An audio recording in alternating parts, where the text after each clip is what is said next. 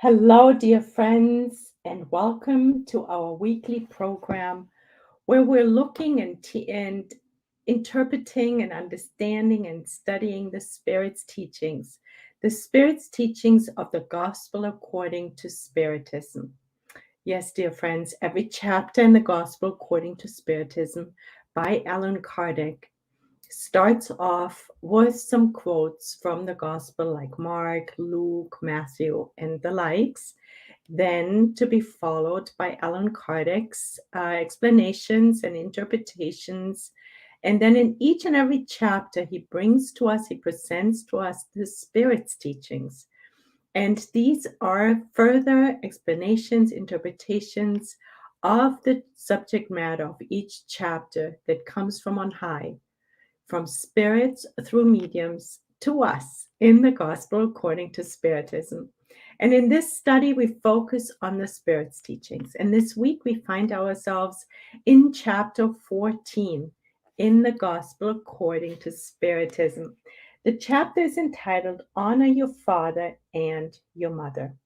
And while we focus on the Spirit's teachings and only offer a brief summary of what Allan Kardec's interpretation looks like each week, you are warmly invited to read Allan Kardec's explanations first, or let's put it this way, after the study, whatever way works better for you, so that you get the whole picture, because the teachings are deep, and this is the moral transformation that we're invited to as a result of Allan Kardec's work and the diligent support of the spirits on high.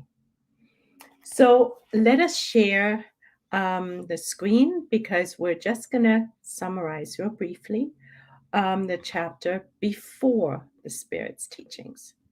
So please bear with me. Matter of fact,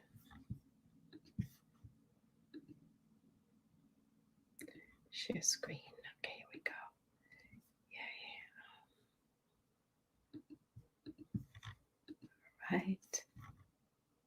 And I'm going to do the slideshow start from the beginning. Here we are, the Spirit's teachings, chapter 14, item 9. But this is what Allan Kardec says to us about honor your father and your mother. He says, this particular commandment is a consequence of the general law of charity. So by honoring our fathers and mothers, we practice charity and love for our neighbor. Makes sense, right? Because we cannot love our neighbor without loving our father and mother. And we cannot love God above all else and our neighbors as ourselves. We can't fulfill that commandment if we don't love our father and mother. If we don't love our neighbors, we can't love God. Why is that? Because we're all, including our fathers and mothers, are children of God. God resides in all of us. And by honoring God and loving God, we love everyone else. And if we don't, then we don't honor our father and mother. He adds the word honor. Honor, he says, includes an added duty that we carry, and it's called filial devotion. Filial devotion is characterized by respect towards our parents, by consideration towards our parents, by submission to our parents, and acquiescence towards our parents. And he says in everyday life, this looks like that we are assisting our parents, that we're providing for their rest in old age, and that we're surrounding them with the care they took for us in childhood. This is easier said than done, dear friends. So this is really important for us to take deep into our hearts and minds, to breathe into, to lean into. Because as I said, some children have a really easy time with their parents and honoring this commandment. But there's other children that have more challenges in that. So we're going to leave it at that, and we're going to move on to item 9 by St. Augustine, which is entitled Children's Ingratitude and Family Ties. Dear friends, we know how painful it is to receive ingratitude. Ingratitude really by anyone, but particularly when it comes from the side of our children, because we know how much we've given and then our children are so ungrateful. But let us learn a little bit more about ingratitude, because we know that the first step to open our hearts and practice forgiveness is always rooted in understanding. And St. Augustine will be of great help for us to understand where this ingratitude is often comes from. We will read quite a bit, dear friends, because honestly, every single word seems so impactful in this particular item. But I hope you can bear with us, but we're also not reading everything. So let us begin. Ingratitude, he says, is one of the most immediate fruits of selfishness. So ingratitude, like all evils on planet Earth, have their root cause in selfishness and pride. And he reiterates that for us. It is always revolting to honest hearts. But the ingratitude of children towards their parents has an even more odious character. It is particularly from this point of view that we will look at ingratitude in order to analyze its causes and effects. And this is what will help us, because he is going to help us analyze. He's presenting to us his analysis and cause of an effect of this ingratitude. And while we listen and learn and remind ourselves, it's important to look at our own ingratitude. One thing is that we are parents and we receive the ingratitude. The other one is, how are we as children? Or how are we as brothers and sisters in society in general in terms of gratitude? In this case, as in all others, Spiritism has come to shed light on one of the problems of the human heart. So ingratitude is linked to a problem of the human heart, and it is linked to selfishness. And thanks to Spiritism and St. Augustine, we will understand the causes and effects of ingratitude more thoroughly today. When the spirit leaves the earth behind, it takes with it the passions or virtues inherent to its nature and goes into the spirit world either to perfect itself or to remain at a standstill until it desires to see the light. So, in other words, discarnation is not a miracle cure. We don't come out as saints on the other side. No, we continue at the same level that we've left off in during our incarnation. And as we're learning now, we have a choice to make. Once we're discarnated, we can either evolve further on the other side, or we remain at a standstill.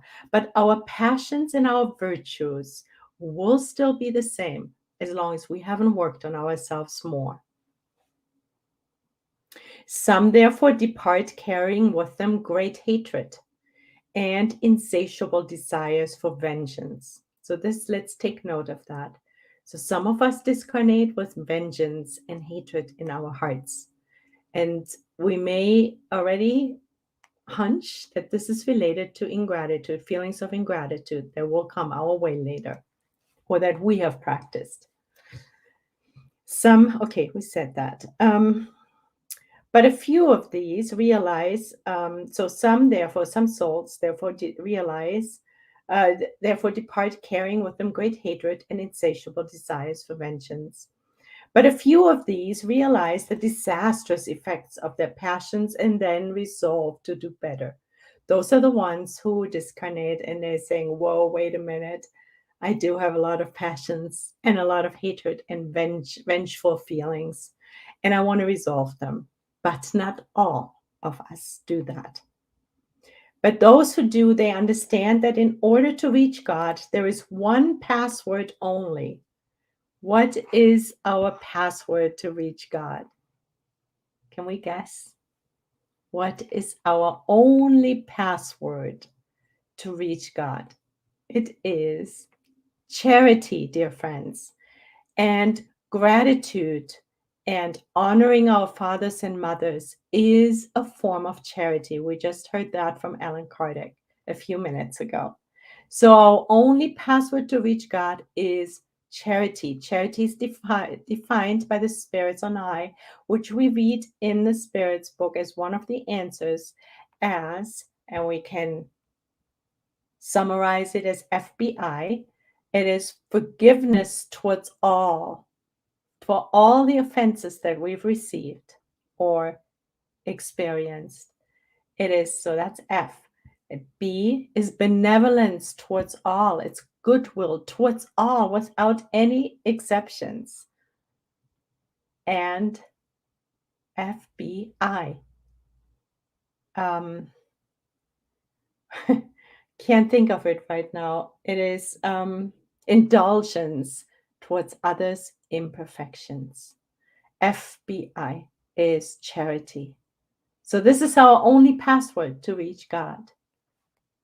However, there can be no charity without forgetting offenses and wrongs. Neither can there be charity with hatred in the heart and without forgiveness. And remember, F, forgiveness is one of the attributes of charity.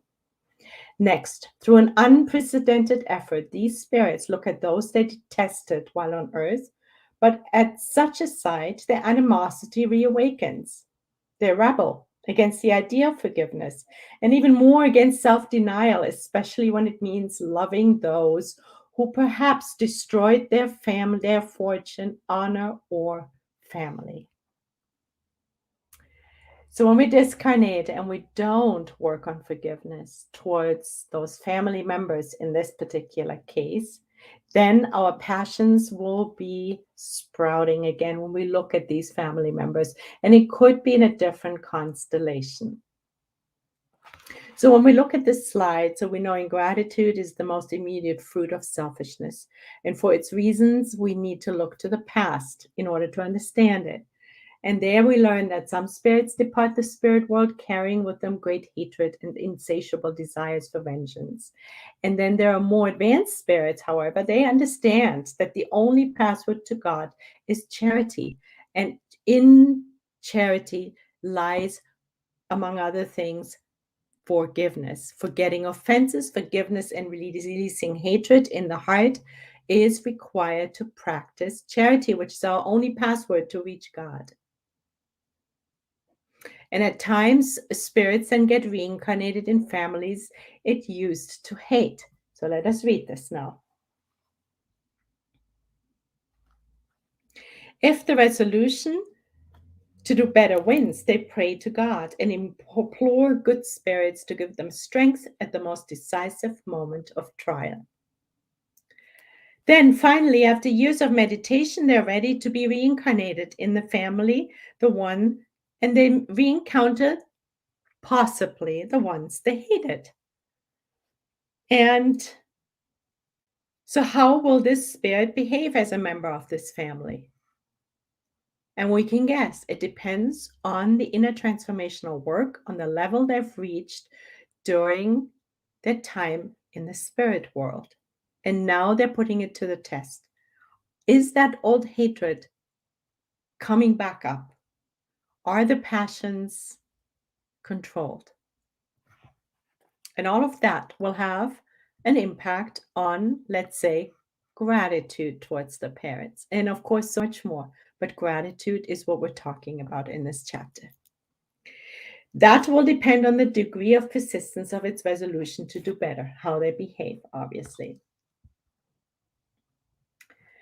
The constant contact with individuals it used to hate is a terrible trial, St. Augustine says, to which it succumbs sometimes if its will is not sufficiently strong. We can imagine that, right? Because maybe we have been one of those children. It's a terrible trial. And maybe we have a child like this. Thus, depending on whether its good or bad resolutions prevail, it will either be a friend or enemy of those among whom it has been called upon to live.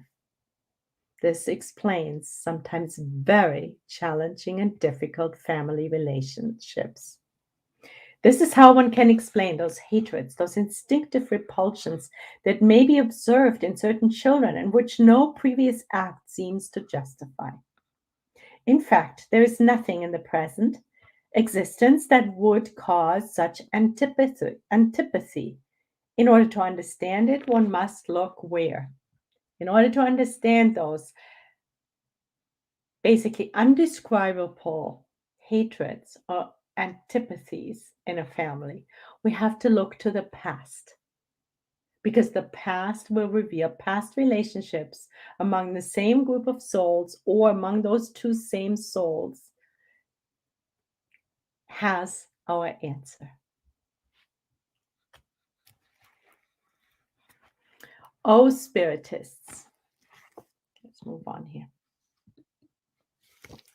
Oh, Spiritists, you must understand humankind's grand role. Let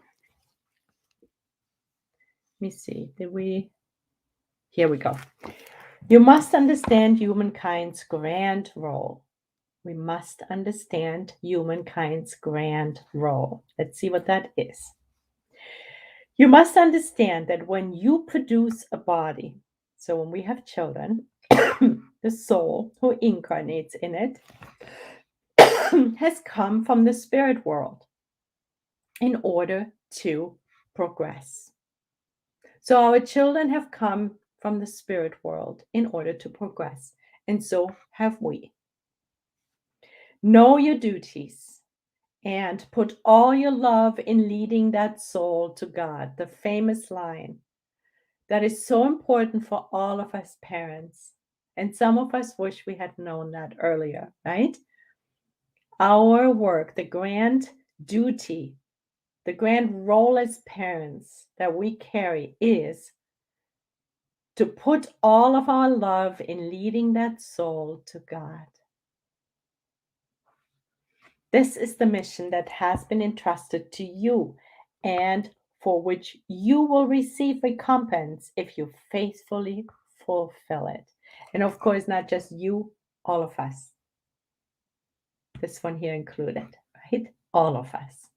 This is our grand role. This is our duty to put all of our love in leading our souls, our children's souls to God. Yes, dear friends. Remember that God will ask every father and every mother the following question. What is he going to ask? What did you do for the children whom I entrusted into your care? This sentence is so magical if we really pause and think about it and breathe into it. Let's say it again. God will ask every father and mother the following question. What did you do for the children whom I entrusted into your care? Right here, it becomes so clear to us that the children, our children, are not our children, so to speak. These are souls that God entrusted into our care in this lifetime. And what have we done with that? Did we put all of our love in leading that soul to God?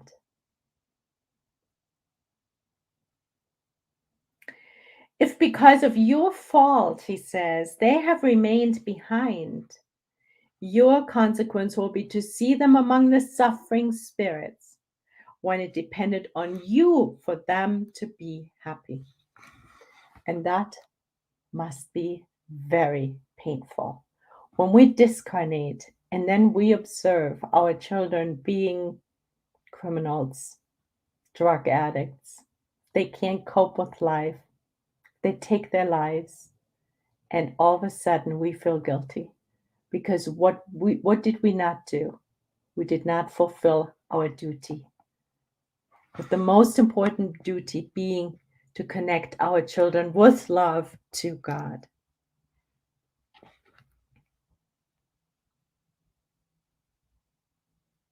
Hence, you yourselves, tormented by remorse, will ask to repair your wrong.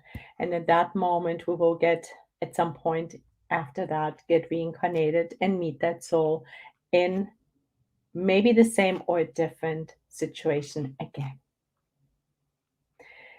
Therefore, do not rebuff the little child who spurns its apologies, friends. Here we go.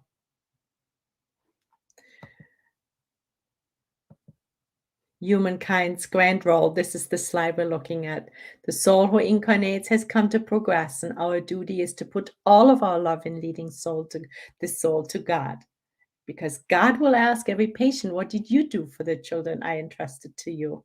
And now he's telling us, do not rebuff the little child who spurns its mother, nor the one who repays you with ingratitude. Here it is. Let us not spurn the little one or the older one who repays us with ingratitude. Because we need to look to the past. There is always a bigger picture. It was no accident that made it that way and gave it to you. So this we can also rest assured in. It's not the child's fault necessarily. It's nobody's fault here. The responsibility lies here, which is ultimately good because that means we can change it, right, friends? We're not no victims of any situations or people. That's always a very unempowered, disempowered position. But when we carry the responsibility, we're empowered because we can make shifts and changes. Mothers, embrace therefore the child who causes you trouble and say to yourself, one of us was blameworthy. This understanding helps us, doesn't it, friends? Isn't it so comforting to understand how the mechanism works? So we can put this ingratitude into a different picture, see it from a different perspective, and also reflect it back onto us and our own ingratitude, either in the past or currently, so that we can make reparations. And ideally, as long as we're still walking on the same path in this lifetime.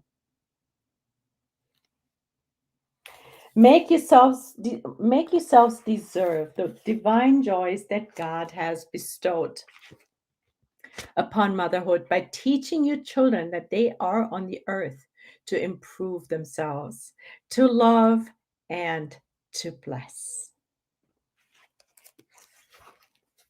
But alas, many of you, instead of using education to drive away the innate evil tendency brought over from previous lifetimes, maintain and increase them because of blameworthy weakness or because of negligence. And later on, your heart, ulcerated by the ingratitude of your children, will be for you, starting in this life, the beginning of your expiation.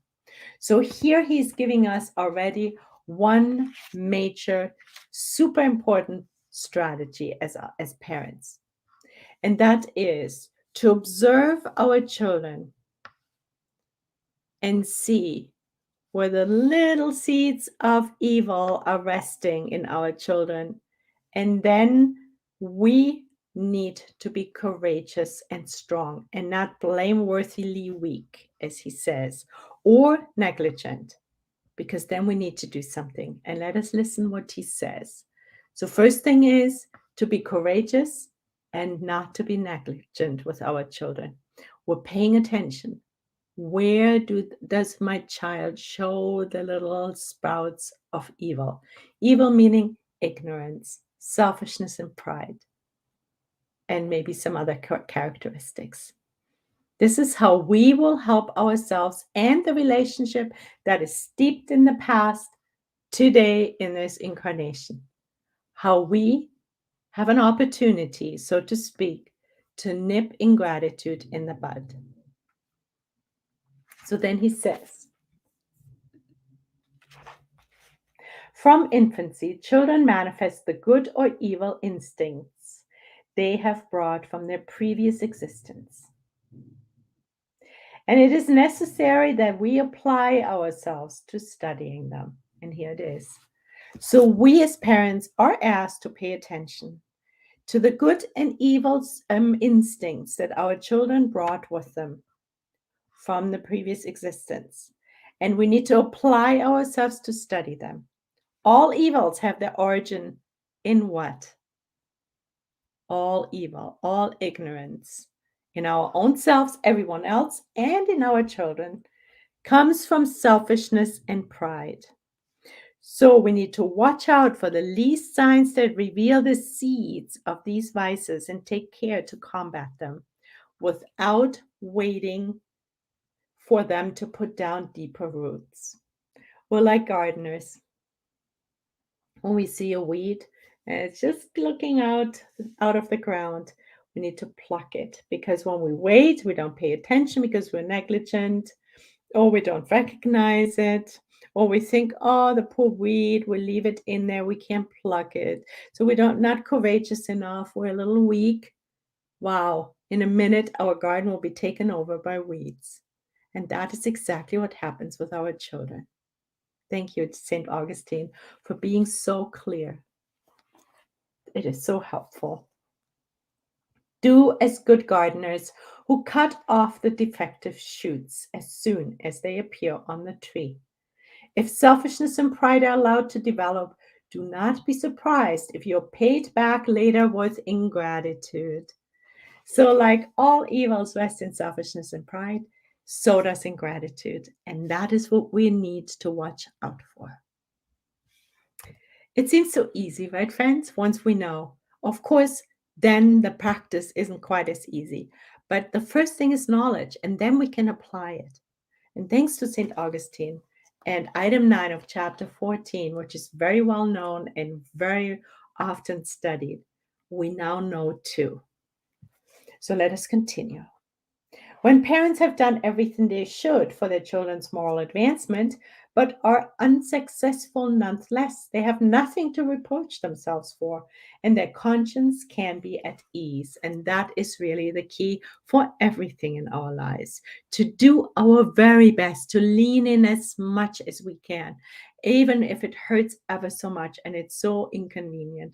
Because at the end of the day, when we look back, we can tell ourselves, I've done my very best. And then our conscience is at ease. And that is so important. That is peace. That is what keeps us healthy. Because we know from Emmanuel and Thought in Life that any tension, any conflict drips poison into us, into our mind, in our perispirit, and eventually will get us sick in the physical body as well. God never imposes trials beyond the strength of those who ask for them. He only allows trials that can be accomplished. That is comforting, friends, right? So if we are in the middle of a trial and it's ever so painful and difficult, let us remember that we have the strength and the know-how to deal with it. Otherwise, we wouldn't have it. Thanks to God, who is so merciful and good and just. Regarding those who do not succeed, however, it is not because they lack the ability, but because they lack the will. The will is the CEO of our mind, is the boss man or boss woman. The will is the one that rules our mind. So the will needs to be educated. And once we get it, then we will do it. So it is a problem of our will if we don't follow St. Augustine's guidance. Therefore, admire the goodness of God, who never shuts the door to repentance. We can always, we're never stuck. We always have a choice to improve. It's quite wonderful, isn't it? Harsh trials, he says, and this is so, so comforting. Harsh trials, hear me well, almost always indicate an end of suffering and of an improvement for the spirit when they are accepted out of love for God.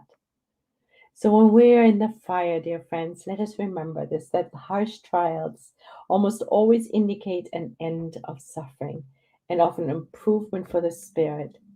It's like things get worse before they get better. The healing crisis, so to speak. How wonderful.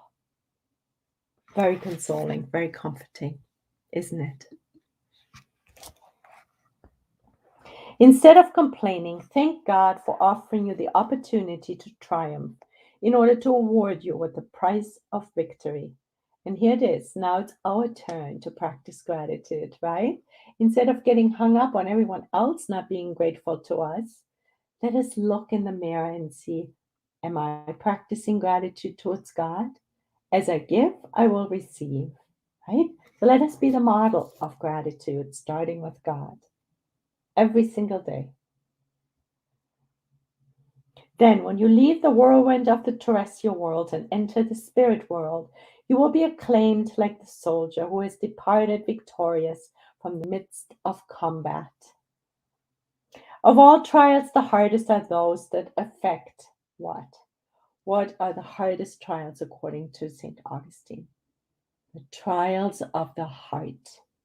The trials of our hearts are the hardest, according to St. Augustine. And we imagine, we know that, right? We've been there. Some courageously bear misery and material privations, but yield to the weight of domestic bitterness, bruised by the ingratitude of their loved ones. So, this is like the ultimate trial. We've conquered so many, but when it comes to domestic bitterness and ingratitude, we crumble often. And now we're invited not to because we understand it better, right, friends? We know there is an explanation and we are empowered. What pungent heartbreak that is.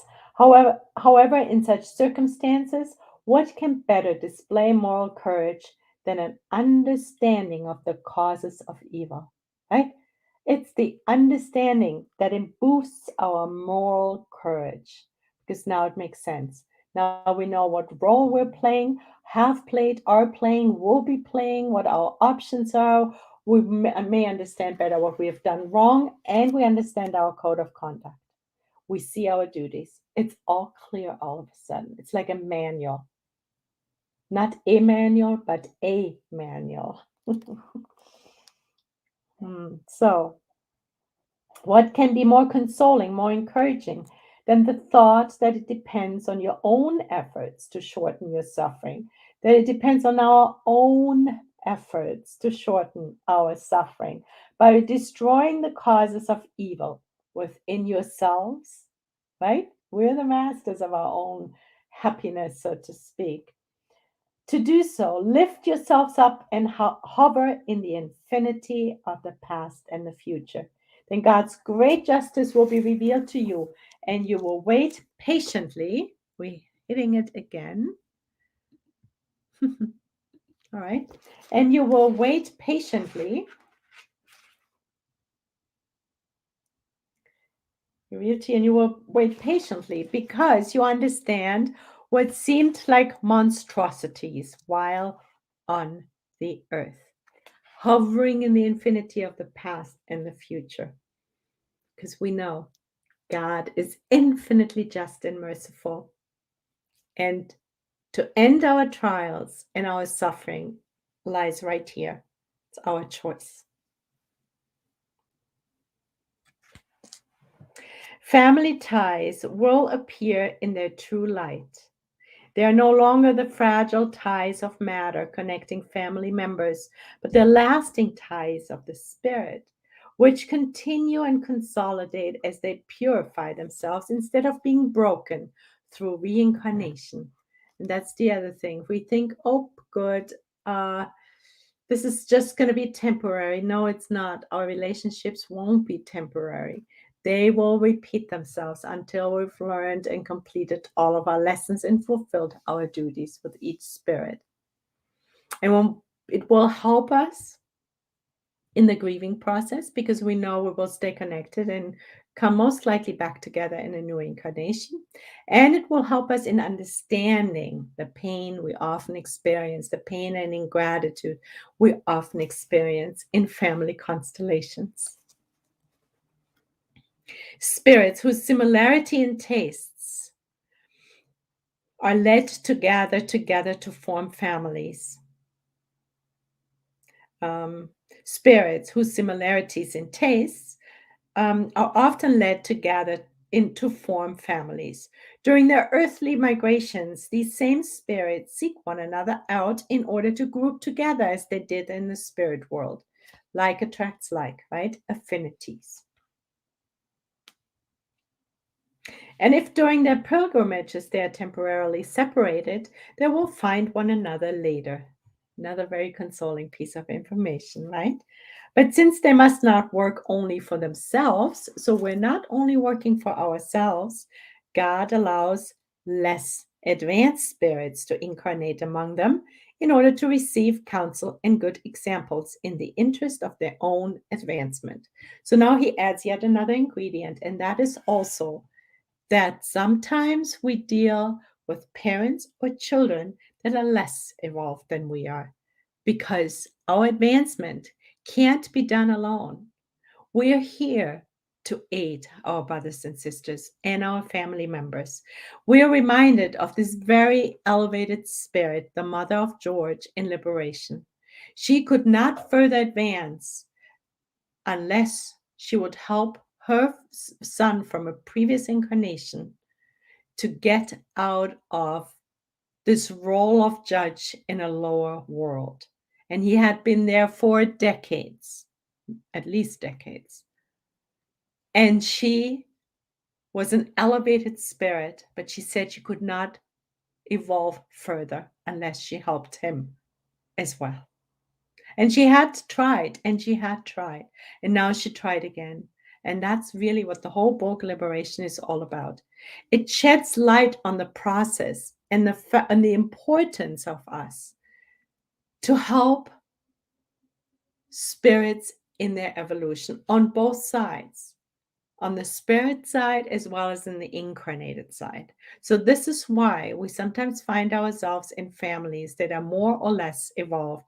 Sometimes we have children that are less evolved than we are because maybe we signed up to help them in this incarnation. Therefore, welcome them as brothers and sisters, come to their aid, and later in the world of spirits, the family will be happy for having saved castaways, who in turn will be able to save others. That's the other thing. In the process of rescuing her son George, so many other spirits were rescued in the Book of Liberation. And that's what happens here. And not only were they rescued in the process, but George then helped other spirits who he had worked with and he was affiliated with by shifting himself. And this is what we do when we welcome these less evolved spirits into our family and not treat them as castaways. Because when we help them, and we've learned from St. Augustine what to do, particularly link them up with our love to God, then these spirits we have helped, will be able to save others. This is a universe of love, dear friends. How beautiful. And here we are. And we see Teresa. Hi, Teresa. Thank you so much. You got this. Sweet. Thank you. And Tony, so nice to see you.